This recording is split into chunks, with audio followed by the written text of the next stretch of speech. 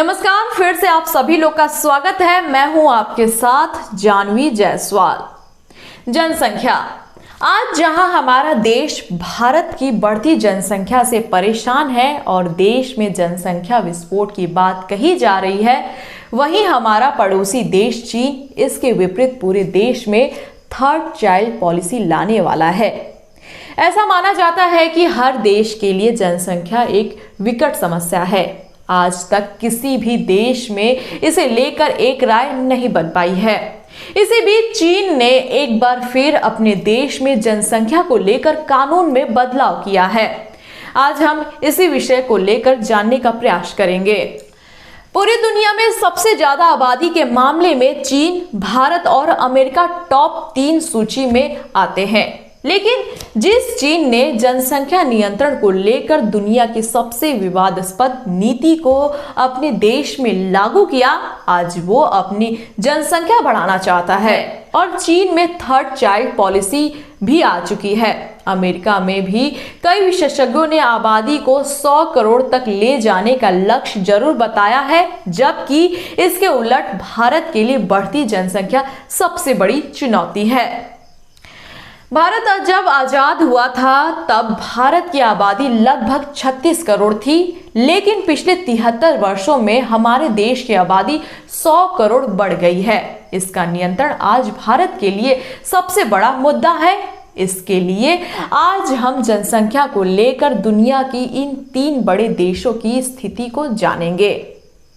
इस समय पूरी दुनिया में सबसे ज्यादा आबादी वाला देश है चीन। 144 करोड़ की आबादी के साथ चीन इस सूची में पहले स्थान पर है। दूसरे स्थान पर भारत है, जहां कुल उसकी आबादी 139 करोड़ है और तीसरे स्थान पर है अमेरिका। अमेरिका की कुल आबादी 33 करोड़ है। यानी इस हिसाब से देखें तो पूरी दुनिया की कुल आबादी 18.47% हिस्सा अकेले चीन का ही है। भारत के हिस्से में 17.7% है और अमेरिकी की हिस्सेदारी में 4.25% है। लेकिन जनसंख्या को लेकर तीनों देशों में अलग अलग नीतियां हैं।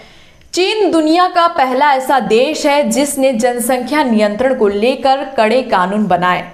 वर्ष 1979 में वन चाइल्ड पॉलिसी लागू की। ये पॉलिसी 37 वर्षों तक चीन में लागू रही। फिर चीन ने इसमें कुछ नरमी बरती और वर्ष 2016 में सेकेंड चाइल्ड पॉलिसी लेकर आया और आज ये पॉलिसी भी उसने बदल दी। अब चीन पूरे देश में थर्ड चाइल्ड पॉलिसी लाने वाला है। मतलब लोग अब 3 बच्चों को जन्म दे सकेंगे। पिछले कुछ दशकों में जनसंख्या को लेकर चीन का नजरिया पूरे तरह से बदल गया है। पहले वो जनसंख्या नियंत्रित करना चाहता था और अब वो जनसंख्या बढ़ाना चाहता है। ऐसा अनुमान है कि भारत वर्ष 2027 तक चीन को सबसे ज्यादा आबादी के मामले में पीछे छोड़ देगा। जहां भारत के लिए जरूरी है कि वो अपनी जनसंख्या को नियंत्रित करे, तो वहीं चीन के साथ साथ अमेरिका अपनी जनसंख्या को बढ़ाना चाहता है। अमेरिका में लगातार गिरती जन्म दर से विशेषज्ञ परेशान हैं और कई रिपोर्ट्स कहती हैं कि अमेरिका को अब आर्थिक ताकत बढ़ाने के साथ अपनी आबादी को भी 33 करोड़ से 100 करोड़ करनी होगी। यानी दुनिया की सबसे ज्यादा आबादी वाले 3 बड़े देशों के सामने आज जनसंख्या को लेकर अलग अलग चुनौतियां हैं। इस समय चीन में थर्ड चाइल्ड पॉलिसी शुरू की जाएगी। इस पॉलिसी के तहत शादी के बाद लोग 3 बच्चों को जन्म दे पाएंगे। दरअसल पिछले दिनों चीन की कम्युनिस्ट पार्टी की एग्जीक्यूटिव कमेटी की एक बैठक हुई थी, जिसे पॉलिट ब्यूरो भी कहा जाता है। इस बैठक में चीन के राष्ट्रपति शी जिनपिंग भी मौजूद थे। इसमें ये कहा गया कि चीन में राष्ट्रीय जन्म दर लगातार गिर रही है और ये 1% के आसपास हो गई है, जबकि चीन तेजी से बूढ़ा हो रहा है। इसे देखते हुए थर्ड चाइल्ड पॉलिसी को लेकर चीन ने स्थिति स्पष्ट कर दी है। यानी अब ये नई नीति जल्द वहां लागू हो जाएगी। यहाँ सवाल यह है कि क्यों जनसंख्या बढ़ाना चाहता है चीन। पहला कारण, 2025 से 2030 के बीच चीन की आबादी 145 करोड़ से 150 करोड़ के बीच रह सकती है, लेकिन इसके बाद चीन की जनसंख्या कम होनी शुरू हो जाएगी। वर्ष 1979 में जब चीन वन चाइल्ड पॉलिसी लाया था, तब चीन की राष्ट्रीय जन्म दर 5.9% थी, लेकिन वन चाइल्ड पॉलिसी की वजह से वर्ष 1990 आते आते राष्ट्रीय जन्म दर 1.7% रह गई। वर्ष 2016 में जब चीन में सेकेंड चाइल्ड पॉलिसी आई, तब भी उसका कोई फर्क नहीं पड़ा। आज चीन की राष्ट्रीय जन्म दर सिर्फ 1.3% हो गई है, जबकि भारत की राष्ट्रीय जन्म दर 2.2% है। अब यहाँ समझने वाली बात यह है कि जनसंख्या को स्थिर रखने के लिए राष्ट्रीय जन्म दर कम से कम 2.1% होनी चाहिए, लेकिन चीन की है 1.3%, यानी गिरती जन्म दर चीन के लिए चिंता का विषय है। वर्ष 2016 में चीन में 1,79,00,000 बच्चों ने जन्म लिया। 2019 में इसमें गिरावट आई और इस साल चीन में 1,86,00,000 बच्चों ने ही जन्म लिया। वर्ष 2020 में भी ये गिरावट जारी रही, तब एक साल में 1,20,00,000 बच्चों ने ही जन्म लिया। 60 वर्षों में पहली बार चीन में इतने कम बच्चे पैदा हुए। इससे पहले वर्ष 1961 में चीन में 1,20,00,000 बच्चों ने जन्म लिया था। हालांकि तब के हिसाब से ये जनसंख्या ज्यादा है। दूसरा कारण, कामगारों की घटती संख्या। किसी भी देश की आर्थिक तरक्की के लिए जरूरी है कि वहां की कुल आबादी में 15 वर्ष से 60 वर्ष के लोगों की संख्या ज्यादा हो। चीन में इस उम्र की श्रेणी के लोगों की आबादी तेजी से घट रही है। पिछले 10 वर्षों में इस उम्र के लोगों की हिस्सेदारी चीन की कुल आबादी में 70% से कम होकर लगभग 63% हो गई है, जबकि बूढ़े लोगों की आबादी तेजी से बढ़ रही है। वर्ष 2010 में चीन की कुल आबादी में 13% लोग बूढ़े थे, लेकिन वर्ष 2020 में ये आंकड़ा बढ़कर 18.7% हो गया। यानी चीन में राष्ट्रीय जन्म दर गिर रही है और वो तेजी से बूढ़ा हो रहा है। इसी वजह से चीन में कामगारों की आबादी पर बहुत ज्यादा असर पड़ा है। बड़ी बात यह है कि किसी भी देश के लिए बूढ़ा होना उसके अस्वस्थ होने का संकेत होता है और यही वजह है कि ये आंकड़ा चीन को चिंतित कर रहा है।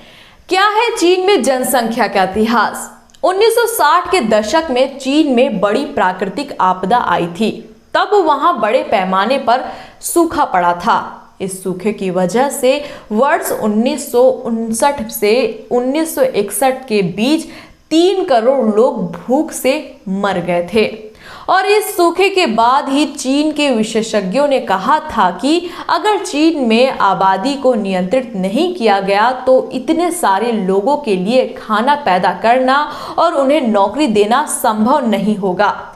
इसके बाद जनसंख्या नियंत्रण को चीन ने गंभीरता से लेना शुरू किया। चीन में जनसंख्या को लेकर दुनिया की सबसे विवादास्पद नीति की शुरुआत वर्ष 1979 में हुई।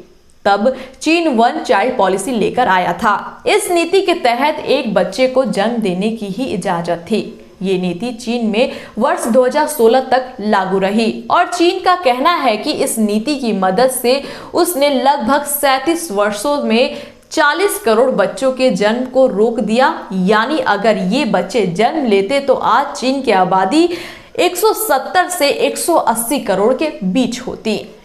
चीन अपने लक्ष्य में तो सफल रहा, लेकिन वर्ष 2016 में उसे एहसास हुआ कि लगातार घटती जन्म दर उसे बूढ़ा बना देगी।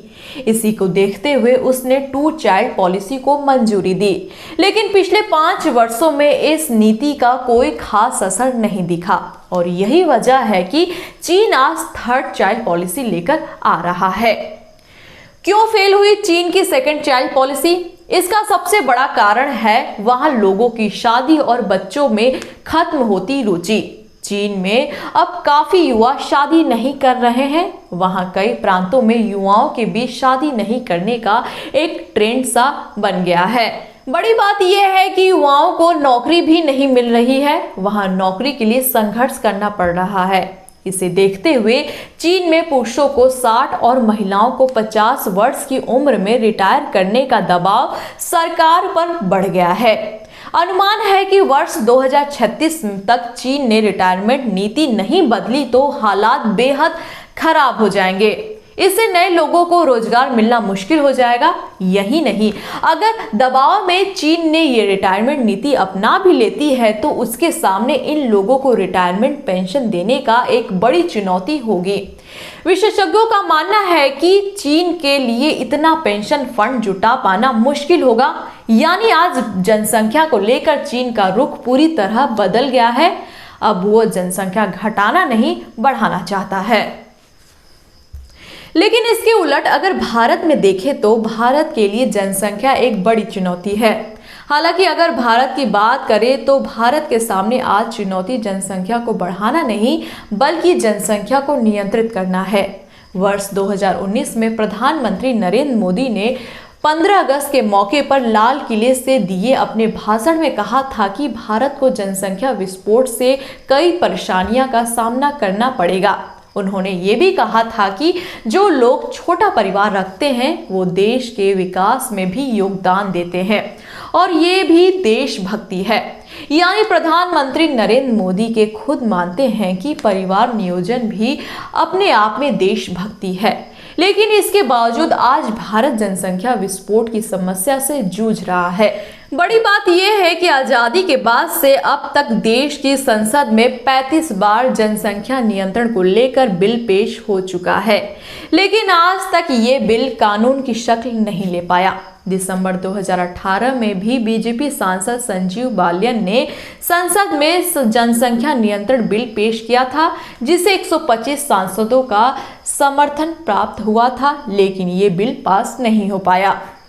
एक समय तो खूब चला था देश में हम दो हमारे दो का नारा। ऐसा नहीं है कि भारत में जनसंख्या नियंत्रण को लेकर कभी विचार नहीं किया गया। 1970 के दशक में जनसंख्या नियंत्रण की कोशिश हुई और इमरजेंसी के दौरान अमानवीय तरीके से लोगों की नसबंदी भी की गई, लेकिन ये कोशिश असंवैधानिक थी। लेकिन लोगों का समर्थन इसमें कभी नहीं मिला। पूर्व प्रधानमंत्री इंदिरा गांधी ने परिवार नियोजन के लिए हम दो हमारे दो का नारा भी दिया और इस नारे ने चर्चा भी बटोरी, लेकिन इसका भी प्रभाव नहीं दिखा। इसके अलावा फिल्मों के माध्यम से भी लोगों को इस पर जागरूक करने की कोशिश हुई, लेकिन सफलता नहीं मिली। आज जहां भारत जनसंख्या नियंत्रण को लेकर अनेक विकल्पों पर विचार कर रहा है, तो अधिकतर देश जनसंख्या बढ़ाने पर ध्यान केंद्रित किए हुए हैं। ये वो देश हैं जो पहले जनसंख्या नियंत्रण चाहते थे, लेकिन अब इनका नजरिया बदल गया है। आज की वीडियो में बस इतना ही। मिलते हैं अगली वीडियो में कुछ नए विषयों के साथ। तब तक के लिए धन्यवाद।